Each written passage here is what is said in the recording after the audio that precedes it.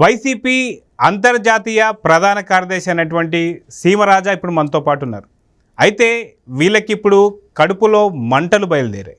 ఎందుకు అంటారా? ఇప్పుడు అడిగే క్వశ్చన్స్తో మీకే అర్థమవుతుంది. నమస్తే సీమరాజు గారు. నమస్కారం అండి. మొత్తానికి మీ పార్టీలో మిగిలింది ఆడుదాం ఆంధ్రాకి సంబంధించి 11 మంది మాత్రమే. అవును. అయితే ఇప్పుడు ఆ 11 మంది కాకుండా మిగతా వారికి కూడా కడుపులో మంటలు రగులుతున్నాయని చెప్పి తెలుస్తుంది. ఎందుకంటే కూటమి ప్రభుత్వం తీసుకుంటున్నటువంటి ఒక అద్భుతమైన చర్యలు. అన్నా క్యాంటీన్ల గురించి చెప్పమంటే మీరు ఏం చెప్తారు? అంటే పేదవాడు ఎవడు కూడా మా ప్రభుత్వంలో అన్నం తినకూడదు అనేదే మా లక్ష్యం.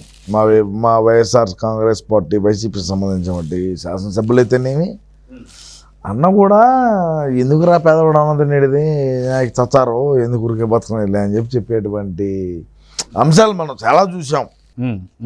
మా పార్టీ లక్ష్యం కూడా మేము అధికారంలోకి వచ్చిన తర్వాత రాజన్న క్యాంటీన్ పెడతామని చెప్పి కూడా చెప్పాం. చెప్పలా బుల్లే చెప్పినలా రాజన్న క్యాంటీన్ పెడతామని చెప్పినాం.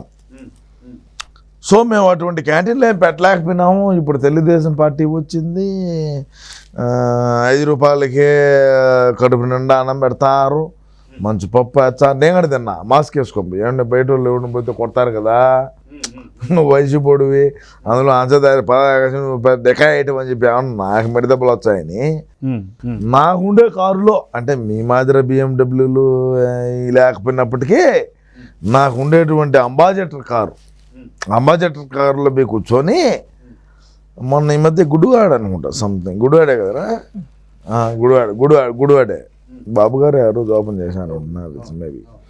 ఆ గుడివాడలో కూర్చొని కారులో కూర్చొని తెప్పించుకుంటే ఎక్సలెంట్ కూడా. మరి మీ వైసీపీకి సంబంధించిన వాళ్ళందరూ కూడా ఫేక్ న్యూస్లు బాగా ప్రచారం చేస్తున్నారు. దాంట్లో వచ్చేసి ఏమంటున్నారంటే పూర్తి నాసి రకం వాడుతున్నారు, సరిగ్గా తినలేకపోతున్నారు అని చెప్పి అంటున్నారు. కానీ మీరు వైసీపీకి సంబంధించి అంతర్జాతీయ ప్రధాన కార్యదర్శి అయిన మీరు ఎక్సలెంట్ ఉందంటున్నారు. ఎవరి మాట నమ్మాలి? మీ ఫేక్ ప్రచారమా, మీ మాట నమ్మాలా? మరి 5 ఏళ్ళ నుంచి మా వాళ్ళు ఎందుకు పెట్టలా? 2019 నుంచి 2024 దాకా మరి మేము ఎందుకు పెట్టలేకపోయినాం? చెప్పాయా, నువ్వు జర్నలిస్ట్వి, నువ్వు నన్ను క్వశ్చన్ వేసినావు, నేను నీకు క్వశ్చన్ వేసిన నాకు చెప్పు దానికి సమాధానం. అది మీరు ఎందుకు పెట్టలేదు? చెప్పా దానికి సమాధానం చెప్పు. నేను అడిగిందాన్ని చెప్పు. నువ్వు అడిగినావు కదా ఏమని, 2019 నుంచి 2020 దాకా ఎవరు పెట్టలేదండి నేను అడుగుతున్నా. మరి నువ్వు చెప్పు దానికి ఏం చెప్తావు? మరి ఎందుకు పెట్టలేదు మీరు? తత్తనం పోదున మఠం ఎదురా చావు, నాకేం సంబంధం? ఓట్లు కొంటావు, నేనే కుక్కనే పెట్టి గెలిపించాను అని చెప్పిన. రాష్ట్ర ప్రజలందరూ కూడా దాన్ని రివర్స్గా తీసుకున్నారు. మరి ఏమైంది ఇప్పుడు? అన్నా క్యాంటీన్ అనేది జగన్ గారు తమిళనాడులో చూశారు మీరు, అమ్మా క్యాంటీన్ ఉంటుంది. స్టాలిన్ గారు గెలిచిన తర్వాత కూడా అయ్యే క్యాంటీన్లే రన్ చేశారు. మళ్ళీ అదే పేరుతో అమ్మ క్యాంటీన్ పేరుతోనే రన్ అవుతుంది కదా. 2014లో 2019 వరకు చంద్రబాబు నాయుడు గారు అన్నా క్యాంటీన్ అని రన్ చేశారయ్యా. మా జగన్ వచ్చినాకేం చెప్పాడు? మేము అదే కంటిన్యూ చేస్తాను అని చెప్పాడు కదా. 2019 నుంచి 24 వరకు ఎక్కడైనా సరే ఏ ఒక్కడైనా సరే అన్నా క్యాంటీన్గా రాణి క్యాంటీన్గా ఎక్కడున్నాయి? చంద్రబాబు నాయుడు గారికి హ్యాట్స్ ఆఫ్ అండి. ఎందుకను పేదింటి వాడు చెప్పులు కుట్టుకునేవాడు ఉంటాడు, లేదంటే ఇంకోడు ఉంటాడు, ఎవడెవడు ఉంటాడు సార్, ఎవడెవడో ఉంటాడయ్యా. మరి పట్టుడు కూడు అన్నం తిన్నాడంటే ఇంకేమవుతుంది? గుర్తుపెట్టుకుంటాడు కదా. తల్లి ఒక దిక్కు, చెల్లి ఒక దిక్కు, పెళ్ళాం ఒక దిక్కు, ఈడు ఒక దిక్కు, మావోడు 16 నెలలు జైల్లో ఉన్నప్పటికీ తల్లి చెల్లి పెళ్ళాం మొగ్గని తీశాను రోడ్ల బడిగా. ఒక్క అవకాశం ప్రజలు నమ్మినారు. మేము పెద్ద పుష్పాలని ఎవరికి తెలియదు. ఇప్పుడు నేను కూడా వేరే షూట్ చేస్తున్నా, పుష్ప టైంలోనే ఉంటుంది అది కూడా షూట్ కూడా. మిమ్మల్ని కూడా ఆహ్వానించాం రోజు, మీరు కూడా వచ్చి మీ ఛానల్ ద్వారా మీ వీక్షకులకు కూడా ఒకసారి చెప్పండి. ఖచ్చితంగా. అయితే మొత్తానికి ఇప్పుడు చూసుకుంటే మీ యలహంక ప్యాలెస్ లో ఏమవుతుంది? ఎందుకని 3 రోజులకు ఒకసారి నీకేం అవసరం అంటే అక్కడే పూర్తి కుట్రలు జరుగుతున్నాయి. నీకేం అవసరం అంటే అక్కడే పూర్తి కుట్రలు జరుగుతున్నాయి. ఎందుకని యలహంక ప్యాలెస్ దగ్గరనే వాసుదేవర్ రెడ్డి ఎవరైతే ఉన్నారో బెవరేజెస్ సంబంధించి అక్కడే దొరికాడు. ఇలాగా వెంకటరెడ్డి కానీ మిగతా ఎవరైతే డిప్యుటేషన్ మీద వచ్చిన వాళ్ళందరూ కూడా చాలా అక్రమాలు చేసిన వాళ్ళు ఉన్నారు. వాళ్ళందరూ ఎందుకని యలహంక ప్రజలు పక్కనే ఉన్నారు, న్యాయమూర్తులతో ఎందుకని వాదిస్తున్నాడు? జగన్ గారు ఒకటి చెప్తానండి, మీరు చాలా మంచి వాళ్ళు, నీకు నాకు ఉన్నటువంటి సన్నిహితంతో నేను దగ్గర వచ్చి నీ దగ్గర కూర్చున్నా, నువ్వు జగన్ ప్యాలెస్ యలహంకలో ఉండేది చెప్తున్నావు, ఈ చుట్టుపక్కల ఉండేటని సత్రం భోజనం నటన నిద్ర అనేటికి వీళ్ళందరూ కూడా జగన్ గారు ఏమి చెప్తే అది చేసినటువంటి వ్యక్తులు ఎవరైతే ఉన్నారో వీళ్ళందరూ కూడా ఆ ప్యాలెస్కి ఇరువల్లే ఉంటారు సార్. నికర్సిగా మాట్లాడేటువంటి వ్యక్తి ఎవడన్నా ఉన్నాడు వైఎస్ఆర్ కాంగ్రెస్ పార్టీలో అంటే అది ఒక సీమరాజు సార్. మీకు తెలుసు, మీకు నాకుండే సన్నిహితంతో చాలా సంవత్సరాల నుంచి తెలుసు. మరి ఇంకేంటి సార్, యలహంక ప్యాలెస్ అంట బొక్కలు ఐఏసీ లేకపోతే లోపల పెట్టిన కొడకలు మేము ఈ డిప్యూటీ సీఎం అయితే అవన్నీ నేను మాట్లాడకూడదు, మీరు బీపీలు వేసుకోండి. పానీరా పానిచ్చేది తెలీదురా అన్న వచ్చినాక. మీ పార్టీలో ఉన్న వాళ్ళందరికీ అన్ని అలవాట్లు ఉన్నాయా? దువ్వెన కాడి నుంచి అన్నీ ఉన్నాయి. ఎన్నిసార్లు దువ్వుంటారు? దువ్వుతానే ఉంటాం ఎవరికన్నా కానీ. పెట్టుకోరా చెప్పు సార్. మొత్తానికి దువ్వాడ శ్రీనివాస్ స్టోరీ అయిపోయిందా లేదంటే ఇంకా మళ్ళీ ప్రారంభమయ్యే అవకాశం ఉందా? భారీగా ప్రారంభం అవుతుంది సార్, బాగానే అవుతుంది సార్. చాలా మందిని దువ్వుంటారు మీ పార్టీలో ఉన్న వాళ్ళందరూ. దువ్వండి అనే దీంట్లో మేము ఉండేవాళ్ళం, చాలామంది దువ్వే ఉంటాం సార్. మీరెవరన్నా దువ్వారా? నువ్వు ఎంతవరకు చూడాలో అంతవరకే చూడు. ఇప్పుడు సూర్యుడు అనేవాడు ఆడుంటాడు, దగ్గర పోతే ఏమవుతుంది, బస్సింపేటలో అయిపోతావు. అంటే ఎంతవరకు ఎంతవరకు చూడ అంతవరకు చూడయా, నువ్వు ఎక్కువ దగ్గర నుంచి చూడగాకు.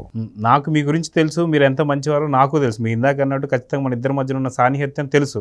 కానీ మీ పార్టీలో ఉండే వారు చేసే పనులకి, మీ పార్టీలో చేసిన వారి పనికి మీరు నన్ను ఎట్లా అడుగుతారా మాదిరా? అంటే పార్టీ మొత్తానికి అదే పేరు పడుతుంది. మీలాంటి మంచి వాళ్ళు ఉన్న సంగతి తెలియదు. ఇప్పుడు ఎవరైతే దువ్వాడ శ్రీనివాస్ గాని మిగతా వారందరి వల్ల మీ అన్నకు కూడా డ్యామేజ్ అవుతుంది కదా. చూపించాడు ఒక పార్లమెంట్ సభ్యుడు, ఒక ఎంపీ షెడ్డీ ఇప్పు చూపించాడు.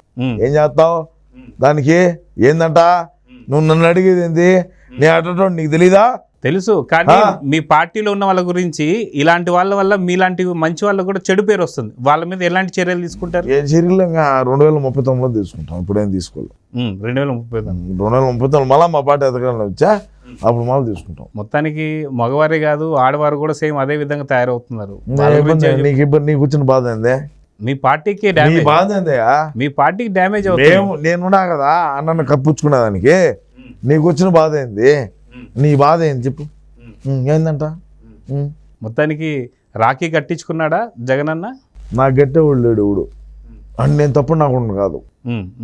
అదే మాకు ఒక ప్రముఖమైనటువంటి ఛానల్లో మా ఎక్కువ ఆలగడ్డకు సంబంధించినటువంటి వ్యక్తి మా ఎక్కువ ఉండింది. నేనంటే పానం ఇచ్చాది, ఆవన్నీ నేను పానం ఇచ్చా. ఈ కొద్దిగా ఈ మాకు ఏదైతే మా పార్టీలో జరిగిన సంభాషణలు ఏదైతే ఉన్నాయో వాటి ద్వారా మా అక్క దగ్గరికి వచ్చి చీకటి లేకపోయినా మా కన్నీళ్ళు పెట్టుకున్న సందర్భాలు అవి. మరి ఏం చేస్తాం? పార్టీ కోసం పనిచేస్తాం సార్ మేము. మీ మాదిరి డెకాయట్లేం కాదు. సారీ, మిమ్మల్ని అంటే మీరు కాదు, మా పార్టీలో ఉండేటువంటి డెకాయట్లాగా మేము పనిచేయం. మొత్తానికి లండన్ టూర్ మళ్ళీ స్టార్ట్ చేశారంట. ఏం చేస్తానికి? ఆడిపి కొనుక్కునేదానికి. మా ఊడికి అది లేదు, జనరేటర్ వేయాలా, జనరేటర్ వేసేదానికి డీజిల్ లేదు. డీజిల్ అంటే ఇంతకుముందు ఉన్నప్పుడు మేము వేస్తూ ఉన్నాము, ఇప్పుడు వేసే పరిస్థితి లేదు. అవినాష్ రెడ్డి అన్న ఏం చేస్తాడు ఏమో చూడాలి సార్. దాని గురించి స్పెషల్ ఫ్లైట్లో తిరిగే మీరు ఇప్పుడు ఎందుకని నార్మల్ ప్యాసింజర్స్ కలిసి నేను కూడా జగన్ గారు మొన్న ఈ మధ్య కావాలంటే ప్లేట్ టికెట్ టికెట్ అన్నా కూడా నేను కావాలంటే మీకు నీకు పంపిస్తాను సార్. నేను టికెట్ మొన్న ఏమైందంటే నేను రేణిగుంట తిరుమలకి వెళ్ళున్నా. రేణిగుంట నుంచి హైదరాబాద్ వచ్చా. నేనే స్పెషల్ ఫ్లైట్ ఏం కాదు, అది ఇండిగో ఫ్లైట్కి వచ్చా. వచ్చితే దాంట్లో మొత్తం మా డెకాయిట్ నా కొడుకులే ఉన్నారయ్యా. మొత్తం మీ వాళ్ళే, మొత్తం మా వాళ్ళే ఉండరు. ఆడికి పోతే మా వైసీపీ పార్టీ వాళ్ళు టీడీపీ వాళ్ళు అందరూ నా మీద ఎగబడినారు, సార్ ఆఫ్ సెల్ఫీ అని. ఓకే నేను చెప్పిన పరిస్థితి ఎట్లా ఉన్నదంటే జగన్ గారు ఇప్పుడు మెట్తో మనం కొట్టుకున్నాము నిప్పి పక్కన వాడు కొడితే వాడు కొట్టాడని చెప్తాం, అది పరిస్థితి. సో రానున్న కాలంలో అతి భారీ స్కెచ్ వేయబోతున్నారు అనేటువంటి సమాచారం వస్తుంది. యలహంక ప్యాలెస్ మీదుగా జరుగుతున్నటువంటి కుట్ర ఏం జరగబోతుంది ఏపీకి అంటే ఏం చెప్తారు? నా దాకా అయితే రాలా సారంగా, నా దాకా వచ్చే చెప్పి నిజాలు నిక్కర్స్గా మాట్లాడేటువంటి వ్యక్తి సీమరాజే. నిజాలు తెచ్చా మాడతా. నువ్వు డెకాయట్ ప్రశ్నలు ఇచ్చే నేను డెకాయట్ మాటలు నేను చెప్పలేను కదా, నువ్వు ఒక డెకాయట్ అనుకోవాలంగా నేను. అయితే మొత్తానికి గుడ్డు అమర్నాథ్ అనేటువంటి ఒక మీ మినిస్టర్ ఎవరైతే ఉన్నారో ఐటీ మినిస్టర్, ఇప్పుడు చంద్రబాబు నాయుడు గారు శంకుస్థాపన చేసేటువంటి ఒక ప్రతి ఒక్క ఇండస్ట్రీ కూడా మేము తెచ్చినవే, అది కాక రానున్నటువంటి ఒక సంవత్సరం నుంచి 2 సంవత్సరాలు ఊడొక డెకాయట్, ఊడొక బఫోన్, ఊడొక లంగా, ఊడొక అవులే, ఊడొక తట్టుకునేవాడు, వాడితో ఏంది మాట్లాడేది? వాడిని నాకు కంపేర్ చేయొద్దు. ఓకే, సీమరాజు అనేటువంటి వ్యక్తి ఒక క్రెడిబిలిటీ ఉన్నటువంటి వ్యక్తి. నాకు ఆ క్రెడిబిలిటీ ఉండబట్టే జగన్ గారు నన్ను ఇంటర్వ్యూ చేస్తున్నారు. మరి నువ్వు వాడు ఎందుకు చేయలే? వాడు ఒక బాబులే బఫ్ఫును కదా, మరి చేయొచ్చుగా. నేను వాళ్ళ గురించి నేను అసలు నో కామెంట్ అండి. ఇప్పుడు సోషల్ మీడియాలో ఫేక్ ప్రచారాలు ప్రతిదీ తీసుకొస్తున్నారు, దానికి అడ్డుకంటే ఏరా మీరు? ఏం తెచ్చారా? ప్రతిదీ ఫేక్ ప్రచారం ఏం చేస్తారు. తెచ్చారా? అన్నా క్యాంటీన్ లో ఉన్నటువంటి ఒక ఆహారం అసలు సరైనటువంటి ఒక నాణ్యత లేదని చెప్పేసి అంటున్నారు. నేనే తిన్నాను స్వామి, నేనే చెప్పినానని చెప్పినా కదా, అయిపోయింది. దానికి నో ఆన్సర్, నో క్వశ్చన్. ఫ్యాక్టరీలు తీసుకొచ్చిందంతా బాబు గారు అయితే లేదు, అది మా హయాంలో వచ్చినాయి. ఇప్పుడు వీళ్ళు మా అధికారంలో ఉన్నప్పుడు, మేము అధికారంలో ఉన్నప్పుడు అప్పడాల ఫ్యాక్టరీ, ఊరగాయల ఫ్యాక్టరీ, చికెన్ ఊరగాయ, ఆ నుంచి వచ్చే రొయ్యల ఫ్యాక్టరీలు, రొయ్యి ఊరగాయ, రొయ్యి పచ్చడి, బొబ్బట్లు, అతిరాసాలు అన్నీ తెచ్చాం. అసెంబ్లీలో చెప్పిన నా కొడకలం మేము. ఏందంట మాట్లాడేది? ఎవడికి కావాలయా ఏంటి? మొత్తానికి 2029కి పార్టీ ఉంటుందా? బయటికి కూడా బాలయ్య నుంచి నాకు ఎక్స్ట్రాలు మరి గవర్నమెంట్ మారింది కదా, ఏం మారితే ఏమి ఎక్స్ట్రాలు మాట్లాడాకన్నప్పుడు మాట్లాడాక ఎంతలోనో అంతలోనో. రే కెమెరాలు ఆఫ్ చేయండి రా. సో మొత్తానికి ఆఫ్ చేయండి, కెమెరా ఆపినారా? ఏంది ఏంది ఏంది మారుతావు? ఏంది కాదు, మీ గవర్నమెంట్ మారింది, మీరు ఇంత మాట్లాడకూడదు. నా చిన్న భాష కూడా పడపా. చూద్దాం, మళ్ళీ మీరు పరిస్థితులు బాగున్నప్పుడు మళ్ళీ కలుద్దాం. ఇదే